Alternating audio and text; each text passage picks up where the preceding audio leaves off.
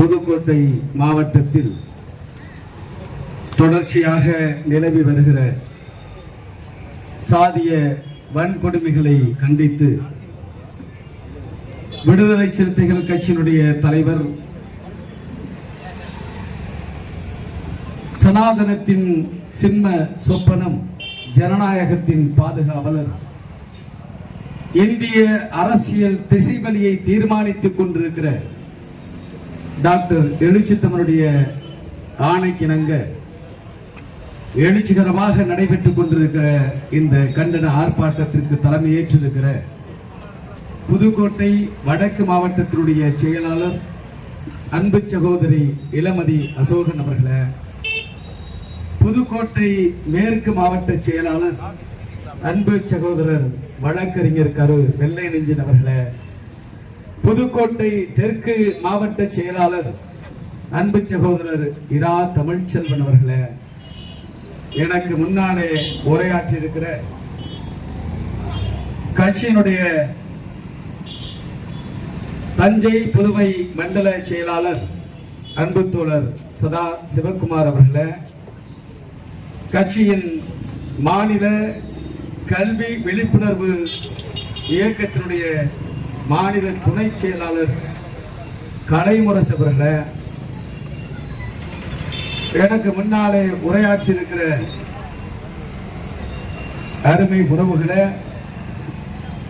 மாவட்ட ஒன்றிய நகர முகாம் பொறுப்பாளர்களே, மாநில பொறுப்பாளர்களே,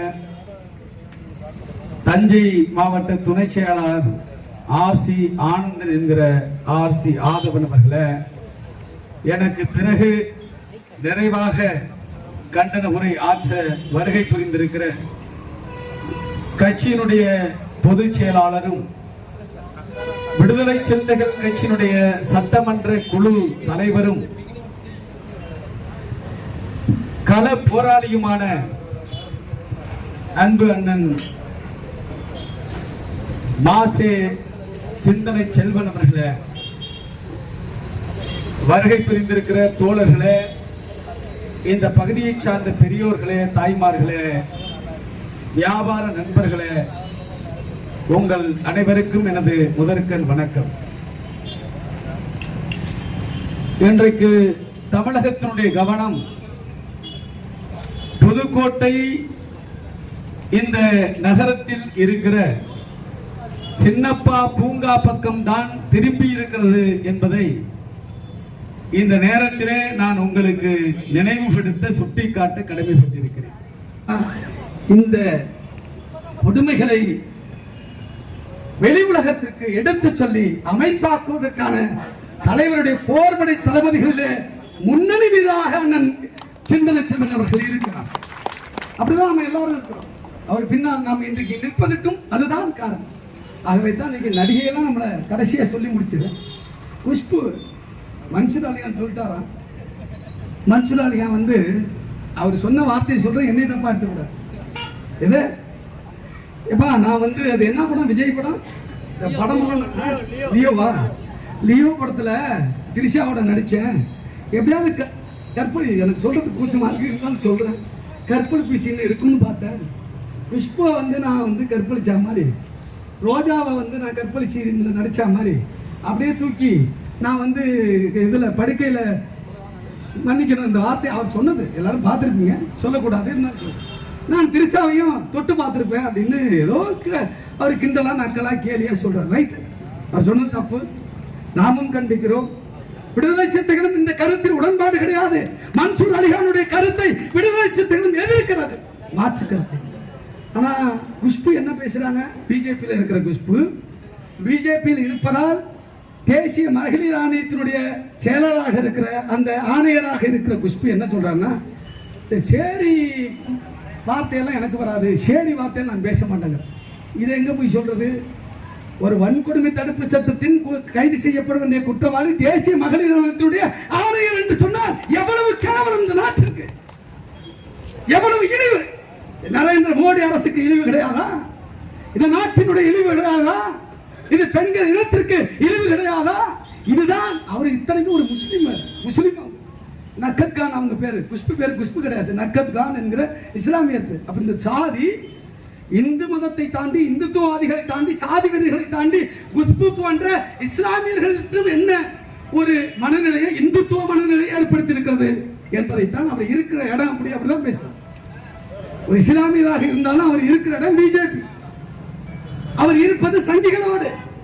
ஆக சங்கிகளோடு இருக்கிற குஷ்புவிடம், பிஜேபியில் இருக்கிற குஷ்புவிடம், RSS உடைய மேலாதிக்கத்தை ஏற்றுக்கொண்டிருக்கிற குஷ்புவிடம் நான் எதை எதிர்பார்க்க முடியும்?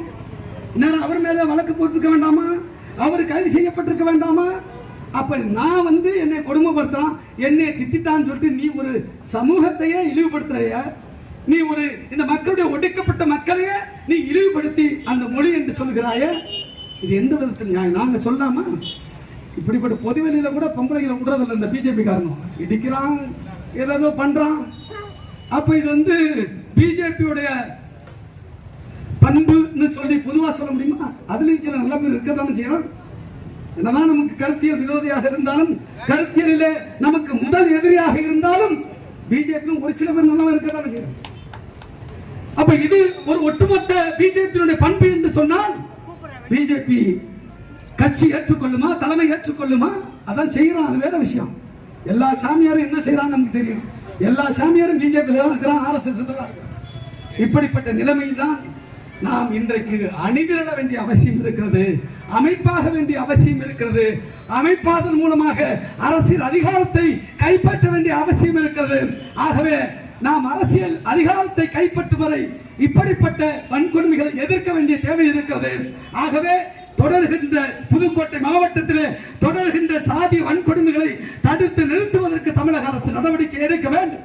பிரகாஷை தாக்கிய, மாதேஸ்வரனை தாக்கிய, விஷ்ணுகுமாரை தாக்கிய குற்றவாளிகள் மீது குண்டா தடுப்பு சட்டத்தில் அவர்கள் மீது சட்டம் பதிவு செய்யப்பட்டு, வழக்கு பதிவு செய்யப்பட்டு அவர்கள் குண்டர் தடுப்பு சட்டத்தில் அடைக்கப்பட வேண்டும். இந்த புதுக்கோட்டை மாவட்டம் ஒரு தீண்டாமை வன்கொடுமை மண்டலமாக அறிவித்திட வேண்டும் என்று சொல்லி அமைப்பாகவும் அரசியல் அதிகாரம் வெல்வோம் என்று சொல்லி நிறைவு செய்கிறேன். நன்றி, வணக்கம்.